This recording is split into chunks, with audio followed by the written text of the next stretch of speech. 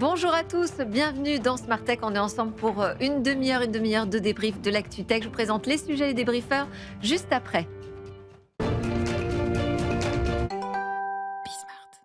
Pour le grand débrief de l'actu tech aujourd'hui dans Smart Tech, j'ai le grand plaisir de recevoir Vanessa Bouchara. Bonjour Vanessa. Bonjour. Maître Bouchara, avocate spécialiste en droit de la propriété intellectuelle. Et puis à côté de vous, un nouveau débriefeur dans Smart Tech, Milo Rignel. Vous êtes expert associé à l'Institut Montaigne sur les questions d'IA et de nouvelles technologies.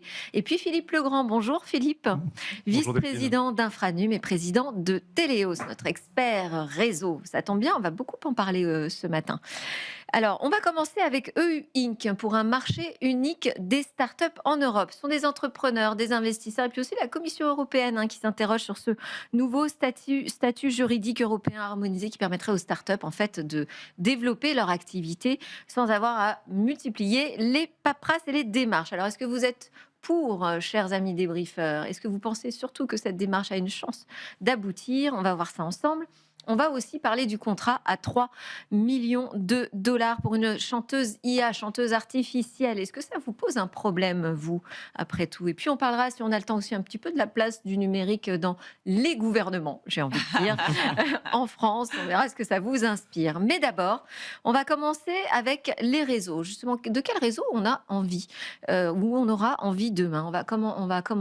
Comment allons-nous passer d'une logique de push, où finalement on nous pousse des réseaux, des nouvelles technologies, des innovations, comme passer de la 3G à la 4G à la 5G, sans véritablement se poser la question des aspirations des citoyens et de la société?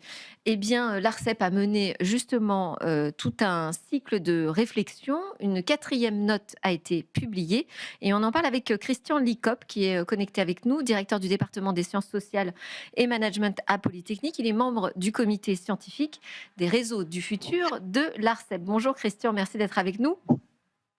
Bonjour et merci pour votre invitation. Avec plaisir. Alors, j'ai suivi la présentation à la presse de cette note dont le titre précis est Choisir son numérique, les réseaux télécoms au regard des usages du numérique. Alors, en introduction, ce que j'ai compris, c'est que depuis la 5G, en fait, on a compris qu'il fallait sortir justement de cette approche push qui ne fonctionne plus. Pourquoi ça ne fonctionne plus? Est-ce que vraiment la 5G, on n'en voulait pas du tout, nous, citoyens, individus? En fait, c'est une combinaison de facteurs. Effectivement, il commence à y avoir des actions citoyennes contre les nouvelles formes de réseau. Donc, disons que jusqu'à la 5G, on a pu faire des vagues de réseaux. Vous appelez ça une logique push, dans laquelle on développe les réseaux, on développe les technologies et on pense que les usages vont suivre. Jusqu'à maintenant, les usages ont suivi. Et ce qui se passe maintenant, c'est d'une part qu'il y a des contestations au titre que les nouveaux réseaux commencent à rencontrer des freins potentiels, comme la question du climat, et les questions de santé. Et donc, certains usages deviennent, ce qui n'était pas le cas avant, des problèmes publics. On se pose la question de la fragmentation de l'attention, des effets des technologies sur les scolaires, des conséquences des data centers sur le climat. Et donc, aujourd'hui, on peut être beaucoup moins croire que mettre de nouveaux réseaux beaucoup plus puissants, avec beaucoup plus de débit, trouveront forcément leur usage, pas que les usages ne peuvent pas se développer, mais parce qu'il y a des freins qui n'existaient pas avant. Et donc la question que pose ce rapport de l'ARCEP de façon assez intéressante, c'est comment on bascule d'une régulation qui était autour des réseaux, du débit et de la technologie, à une régulation, pas seulement une régulation qui part des usages, mais une question nouvelle posée aux gens qui développent les réseaux, qui est quel sens pour leur réseau, et penser en amont du développement des réseaux et de l'implantation technologique, la question de quels usages, quel sens ça peut avoir et comment ça peut être acceptable pour une société qui est en train d'évoluer, qui est soumise aux contraintes climatiques et qui est aussi de plus en plus polarisée politiquement. Et vous parlez de la volonté, en fait, horizon 2030, si j'ai bonne mémoire, de refaire du numérique quelque chose de désirable. C'est-à-dire qu'aujourd'hui, toutes ces préoccupations font qu'on a plus d'appétit pour l'innovation, selon vous, en France? Non, c'est pas tant qu'il y a plus d'appétit pour l'innovation, c'est qu'il faut faire face à des freins, des contraintes qui n'existaient pas avant. Alors, il y a tout ce que j'ai dit sur la question Oui. du climat, des énergies énergétiques, mais il y a aussi dans le monde des technologies quelque chose qui a changé. Disons il y a 20 ans, il y a 30 ans, on pouvait penser la régulation de technologie et le développement des réseaux comme quelque chose qui avait un aspect national, avec un régulateur qui conseillait l'État, alors que les entreprises développaient des réseaux. Aujourd'hui, on a aussi des technologies qui sont construites dans des chaînes ou des écosystèmes de plus en plus complexes, de plus en plus internationaux, avec des acteurs de plus en plus diversifiés. C'est le cas de l'IA, enfin, c'est quelque chose Oui. d'une très grande complexité. Et donc, ça pose aussi la question, aussi bien la question de l'ARCEP, hein, de comment réguler ou conseiller l'État pour développer ce genre de choses. Et on voit bien carrément, si on se pose la question de ne plus penser simplement la régulation par les réseaux, mais par le développement d'usage, ça pose plusieurs questions nouvelles. D'abord, est-ce que c'est encore de la régulation, puisqu'on ne contrôle pas la chaîne ou l'écosystème complexe de l'IA? Enfin, la France ne le contexte pas, et aucun État ne contrôle complètement, je pense, des chaînes aussi globales. Donc, comment est-ce qu'on peut agir? Et ce sera plus peut-être sur le mode de l'influence par certains biais, par certaines entrées, comme celle des enjeux énergétiques, qui est une première chose. C'est-à-dire Et la deuxième chose, d'orienter finalement nos choix de distribution énergétique vers des choix plus souverains qui vont davantage vers notre écosystème national, par exemple. voilà, par exemple. Et une deuxième question aussi, quand on commence à penser ça, c'est les usages, c'est très diversifié. Les usages, il y en a de toutes sortes. Donc lesquels sont importants, comment prioriser, lesquels sont importants, lesquels le sont moins. Et on voit bien que ce n'est pas qu'on va réguler par les usages en général, ou se poser la question du sens des technologies globalement, mais qu'on va traiter sans doute la partie des usages qui constitue un problème public majeur. C'est pour ça que la question du climat ou la question de l'impact de l'IA sur la formation, sur l'enseignement, qui sont en train de devenir public majeur, ce sont des questions qu'il faudra traiter. Mais on ne pourra pas traiter l'ensemble de la question des usages, c'est trop complexe et c'est trop varié. Mais autant sur l'environnement, moi je vois bien effectivement quel type de décision on peut prendre et quelles contraintes on peut imposer. Sur les usages, ça me semble beaucoup plus compliqué parce que par exemple en ce moment on est en plein dans la polémique des réseaux sociaux. On se dit demain même avec les IA génératives, on est en train de transformer la manière dont chaque individu s'informe. Est-ce que nous, du côté des... Nous, je dis nous, moi je suis pas opérateur, mais enfin, est-ce que les opérateurs réseaux doivent prendre en considération les bons et les mauvais usages, Philippe? Alors oui, effectivement, ce qui vient d'être évoqué, c'est finalement il y a un changement, une évolution assez forte de paradigme. Autrefois, on avait un marché de l'anticipation. C'est-à-dire que c'était l'offre qui générait la demande. Donc un industriel, un opérateur déployait une technologie qui d'ailleurs était mondiale. Et à partir de ce déploiement-là, des usages naissaient, mais encouragés par une démarche industrielle qui les conditionnait, voire même les marketait directement. Et ça, ce paradigme-là, il a existé pendant 20 ou 30 ans. Il a un peu changé. Paradis même pour les opérateurs finalement. Ah, il y a eu des belles années. Ouais. Il y a eu des belles années, des belles époques, avec une approche très verticalisée et sans disruption, sans facteur externe. Et ça a tendance à évoluer. On a vu avec, par exemple, la 5G, qui est pleine de promesses technologiques, avec le slicing, donc la qualité de service, la capacité à embarquer des objets connectés également, et la faible latence qui permet le nomadisme, voire Promesses même... qui sont moins pour le grand public finalement que pour l'industrie ou les mais entreprises. qui n'ont pas été traduits par des réalités de marché. Ouais. C'est-à-dire qu'il n'y a pas eu un portage industriel peut-être et économique suffisant sur le marché, sans doute du fait d'investissements à consentir là-dessus, puis de perturbations dans l'organisation des réseaux. Et puis, effectivement, pas d'émergence des usages from scratch du terrain. Hein. Donc là, ça, c'est un premier élément qui nous permet de voir qu'il va falloir changer un peu la façon de voir les choses. Et le deuxième point, c'est les facteurs externes qui n'existaient pas autrefois. Deux facteurs externes. Le premier, c'est évidemment les contraintes énergétiques qui s'imposent à nous et qui pèsent très lourd maintenant dans la chaîne de valeur et qui ne sont pas sous maîtrise des opérateurs, comme le délestage. On a eu l'occasion d'en parler longtemps avec les opérateurs et le gouvernement. Et le deuxième point, c'est également la virtualisation de ces réseaux. Un opérateur ou un industriel maîtrise beaucoup moins les réseaux qu'autrefois. Aujourd'hui, ils sont beaucoup plus virtualisés, soumis à l'ingéniosité des intelligences artificielles pour optimiser ces réseaux, et ils sont donc beaucoup plus partagés. Et c'est ainsi qu'on voit les nouveaux modes de régulation qui vont se mettre en place, puisqu'il ne s'agit plus de réguler un acteur, mais bien un réseau, et c'est complètement différent. Alors, si je reprends ma question, peut-être pour Christian, sur la question de comment, est-ce que demain, l'Arcep, un régulateur, un écosystème, d'opérateurs peut travailler sur les usages qui correspondent vraiment à des aspirations, des individus de la société. Vous évoquez, je crois dans la note, l'idée d'une nouvelle gouvernance finalement démocratique, de consultation citoyenne pour être plus à l'écoute, justement de ce qu'on veut, de ce qu'on ne veut pas, de ce numérique, désirable. Mais encore une fois, est-ce que ça passe par un jugement des bonnes et des mauvaises pratiques, des bons, des mauvais usages? Je pense que ça passe par deux choses. Ça passe d'une part par le fait que dans les usages, certains vont vraiment constituer des problèmes publics. Alors, on ne peut pas anticiper complètement. Enfin, on sait que c'est le cas pour les questions énergétiques, mais c'est sans doute le cas peut-être pour d'autres choses. Et à partir du moment où c'est un problème public et où la société dans son ensemble se saisit de cela comme une difficulté. Alors, autour de l'IA, on voit qu'il y a des choses qui émergent dans ce sens-là. Je ne sais pas si ça cristallisera quelque chose de global, mais on voit qu'il y a des inquiétudes très fortes autour de l'IA et la manière dont ça peut transformer de façon négative certaines activités. Et si effectivement ça se constitue en problème public, ça demandera une forme de régulation. Mais on voit que c'est une forme de régulation qui est à réinventer et personne ne sait aujourd'hui comment ça va être, sauf que certainement, ça devrait être une forme de régulation qui soit plus participative, plus participatif qu'auparavant.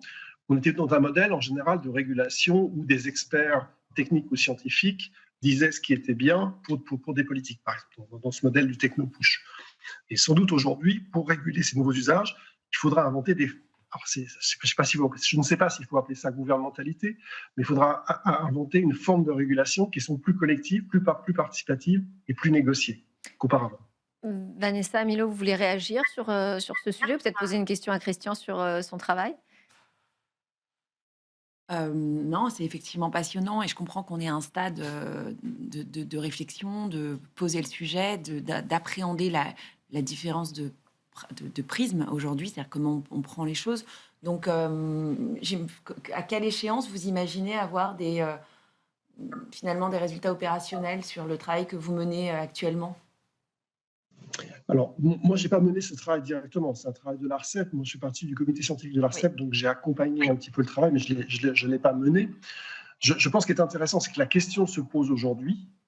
Et je dirais qu'on devrait voir quand même ces questions cristallisées sous 10 à 15 ans à peu près. Enfin, c'est quand même une échéance. C'est un temps long aujourd'hui à l'heure du numérique et de l'IA, Christian. Voilà, je crois que c'est un temps long, mais je crois que ce qui est très significatif dans ce rapport de l'Arcep, c'est de marquer ce basculement. Parce qu'il est vrai, l'officialiser de cette manière-là, c'est quelque chose, je pense, qui est important, qui est un moment clé. C'est vrai, ça c'est vrai. Oui, Milo? Ouais, je vais être bref, mais peut-être pour rebondir sur quelques points.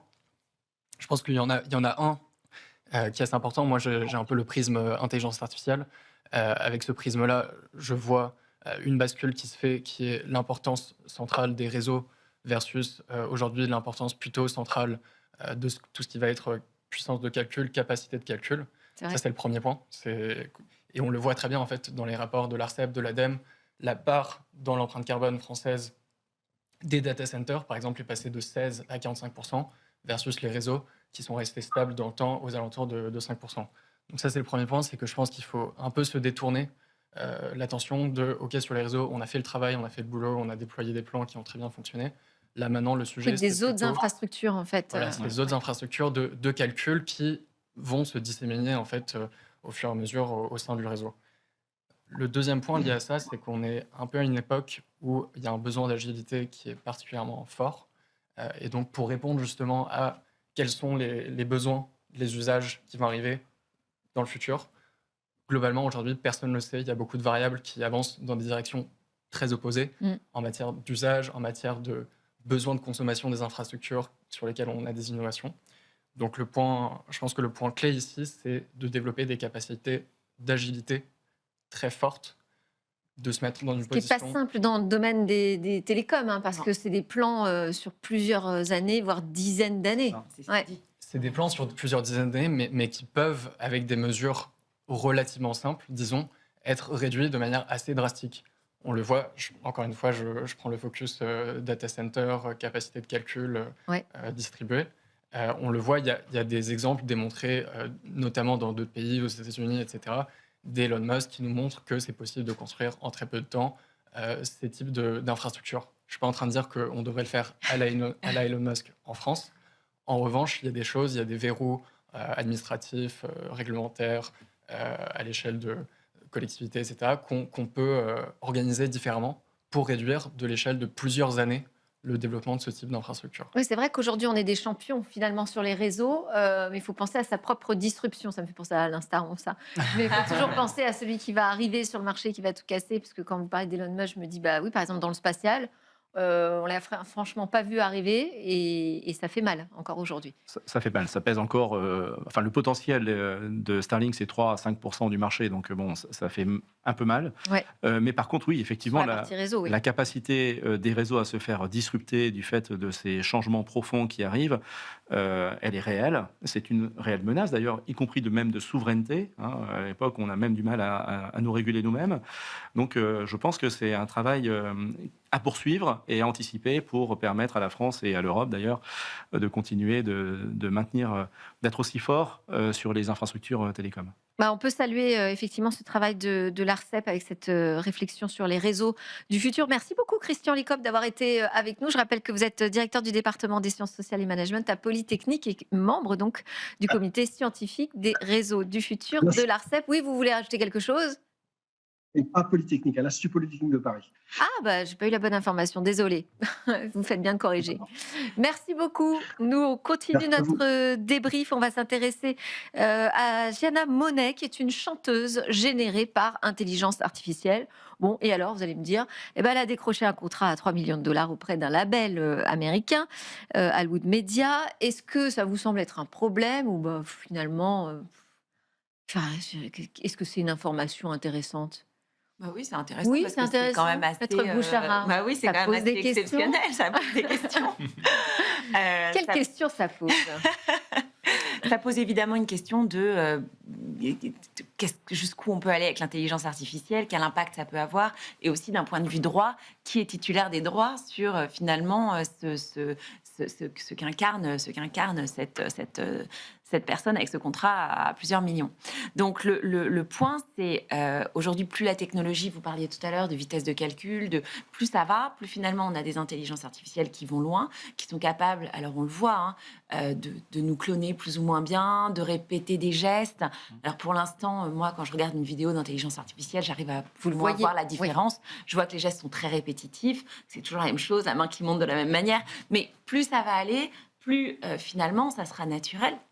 Et avec cet exemple, on se rend compte qu'on a quelque chose qui confine, j'allais dire, à l'humain, voire au surhumain, voire à quelque chose de tellement idéal. Alors derrière, il y a quand même une humaine. Derrière, il y a évidemment une humaine qui écrit des textes et qui utilise un logiciel d'intelligence artificielle pour mettre en musique selon un style qu'elle a choisi. Et la question, évidemment, donc la question, c'est quelle est la part de création humaine? En droit d'auteur, vous le savez, mais c'est une création, c'est quand ça porte l'empreinte de la personnalité de l'auteur. Là, la question, c'est qui est l'auteur? Est-ce qu'effectivement, c'est cette humaine qui met tout en œuvre et qui drive en quelque sorte l'intelligence artificielle? Et est-ce que l'intelligence artificielle a sa part? Est-ce qu'on pourrait imaginer des déclinaisons de ce qu'elle fait sur d'autres choses? Est-ce que si ça se décline et que ça ressemble un peu trop, est-ce qu'elle pourrait revendiquer les droits? Donc en fait, tout ça, ça ouvre des sujets qui sont effectivement passionnants d'un point de vue propriété intellectuelle. Qu'elle utilise est quand même sous le feu des critiques, justement pour l'utilisation d'artistes qui n'ont pas forcément donné leur accord pour ça. Philippe? Effectivement, on peut avoir un sentiment de... Vous dites génial, une nouvelle star? Ouais, super, j'ai très très envie de regarder tout ce qui est fait. Non mais on peut avoir un phénomène de rejet ou de refus. La question n'est pas de savoir comment on peut lutter contre l'emprise d'une intelligence artificielle sur les cerveaux humains, mais comment on fait pour vivre avec. On sait bien que, de toute façon, l'homme est ainsi conditionné par son environnement et par les informations qu'il reçoit, que ça provienne d'un humain ou d'une intelligence artificielle, y compris dans les sens et dans l'émotion. Je crois que simplement, ça repose, enfin, ça enfonce le clou sur un besoin très fort d'éducation. On ne saura plus distinguer demain si le journal télévisé de 20h est un fake produit par une intelligence artificielle ou une réalité. On ne saura pas le dire. Il y a même des risques de cybermenaces très forts là-dessus. Donc, ça impose vraiment une éducation renforcée sur notre capacité à vivre dans ce monde hybride avec des intelligences qui sont parfois artificielles Et c'est ça que je voudrais vraiment dire, c'est au-delà du droit qui doit évoluer, peut-être se réinventer dans certains cas, y compris sur le droit d'auteur, en effet, ça pose plein de questions. Il y a cette acculturation que nous devons développer pour nos plus jeunes enfants, pour les plus jeunes qui arrivent et qui ne vivront que dans cet environnement-là. En même Sinon, temps, ils vont être immergés dedans, ils vont savoir que tout n'est pas vrai et finalement, est-ce que ça va tellement les préoccuper? il va falloir les aider parce qu'aujourd'hui, ils savent très bien qu'ils sont sur des réseaux sociaux et ils sont victimes de cela massivement. Milo? Moi, je voudrais insister sur ce point et en soulever un autre qui est justement, en fait, cette histoire illustre assez bien la capacité de l'intelligence artificielle à dupliquer des personnes, avoir des avatars, avoir des personnes dupliquées. Ça pose un enjeu pour tout ce qui concerne les droits d'auteur, ça pose aussi un enjeu pour tout ce qui concerne l'identité, le rapport à l'identité, qui, je pense, sera un point assez majeur qui sera bouleversé avec l'IA, avec ce type de technologie d'impersonnation. On le voit déjà. Identité, c'est-à-dire aussi responsabilité, c'est ça? Exactement, c'est-à-dire, en fait, l'identité, c'est une brique assez fondamentale du fonctionnement de nos sociétés. Savoir que quand je m'adresse à vous par téléphone, par identification bancaire, par Identification visuelle. identification visuelle, etc., que c'est bien vous que j'ai en face de moi et pas une autre personne Ouais. qui se met à votre place. Et donc, ça pose des questions de sécurité, que ça soit, encore une fois, de biométrie, validation de l'identité pour des paiements bancaires, etc. En matière de cybersécurité, on voit, enfin, l'IA augmente de manière exponentielle la capacité de fraudeurs de venir effectuer des arnaques massives, beaucoup plus personnalisées, avec un ton de voix, et demain avec l'image de la personne en face Avec les d'elle, deepfakes, ouais. avec les deepfakes. Donc, il y a ce sujet, je pense qu'il y a ce sujet qui devient aujourd'hui assez majeur et critique, et qui est l'une des briques assez fondamentales de nos sociétés, qui est cette brique identification. Et autour du droit d'auteur se pose quand même aujourd'hui la question de la rémunération. Je pense qu'il va falloir revoir ces systèmes de rémunération collective parce que c'est plus du tout adapté. Oui, Enfin, des organisations comme la SACEM sont plus du tout adaptées à collecter les droits à l'ère de l'intelligence artificielle. c'est clair que c'est beaucoup plus compliqué. Moi, je voudrais revenir sur la sécurité. C'est Oui. évidemment un point majeur.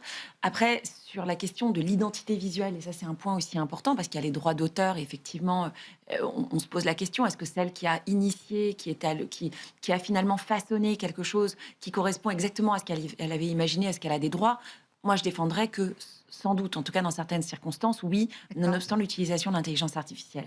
En revanche, si demain, on utilise mon image, ma voix, tout ça, c'est des attributs de ma personnalité. Donc, j'ai la possibilité, après, à voir comment ça s'organise, mais la possibilité de m'y opposer. Et donc, d'engager des actions, de faire bloquer. Et il y a quand même des systèmes qui permettent aujourd'hui d'agir quand on utilise à tout le moins les attributs de sa personnalité sans autorisation. Maintenant, évidemment, les problèmes de sécurité, de fraude, je pense à la fraude au président. À l'époque, ils mettaient des masques et ils reproduisaient la voix avec un travail finalement d'acteur. Aujourd'hui, est-ce qu'on a encore besoin de ça? Est-ce que finalement, avec la technologie, on n'y arrive pas? Donc, ça crée des vrais risques.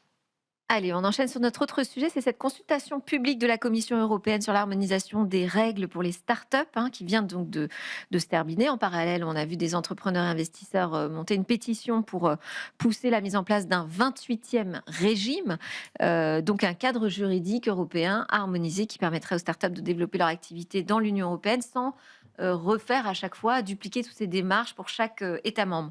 D'après vous, est-ce que ça a une chance d'aboutir? Est-ce que d'abord vous êtes pour, contre? Vous vous dites c'est une évidence. Moi, je me suis dit, mais on a créé le marché unique. Comment est-ce possible qu'on n'ait pas pensé à ça en même temps? Alors moi, je trouve ça formidable comme initiative et comme direction. Est-ce que ça va aboutir? J'en sais rien. J'espère que oui, parce que je trouve que ça ouvre des possibilités pour les startups, évidemment, mais pas seulement.